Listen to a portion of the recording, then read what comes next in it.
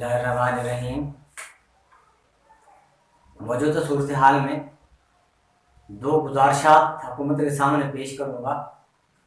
उम्मीद है कि हुकूमत हमारी गुजारिशात पर अमल करते हुए इक़दामात करेगी।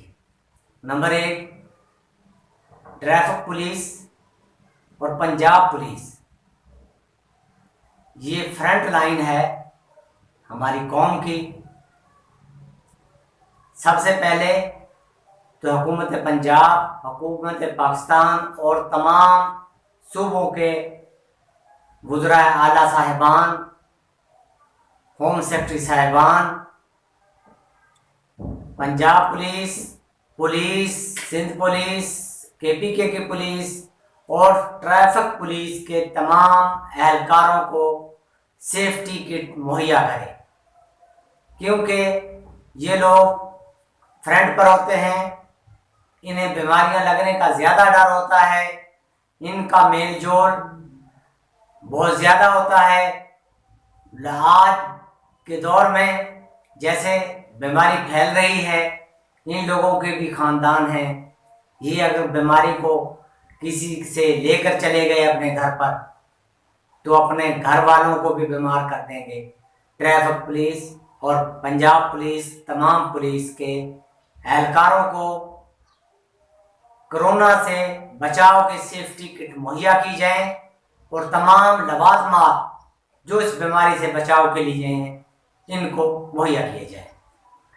नंबर 2, मैं ये समझता हूँ कि जो लोग कंस्ट्रक्शन से मुतल्लिका हैं, बिल्डिंगें बनाने वाले मजदूर, मिस्त्री जो मजदूरी कर रहे हैं, उनको काम करने दिया जाए, क्योंकि वो लोग एक दूसरे से नज़दीक नहीं होते, वो दूर दूर ही रहते हैं।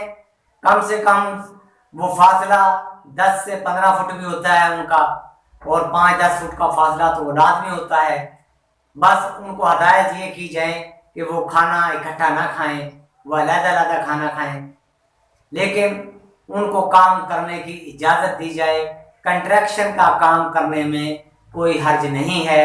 मजदूर भी दूर रहते हैं, मिस्त्री भी दूर रहते हैं, और तमाम लोग जो उनसे मुतल्लिका हैं वो दूर ही होते हैं। लिहाजा मेरी हुकूमत से अपील है कि कंस्ट्रक्शन के काम को चलने दिया जाए।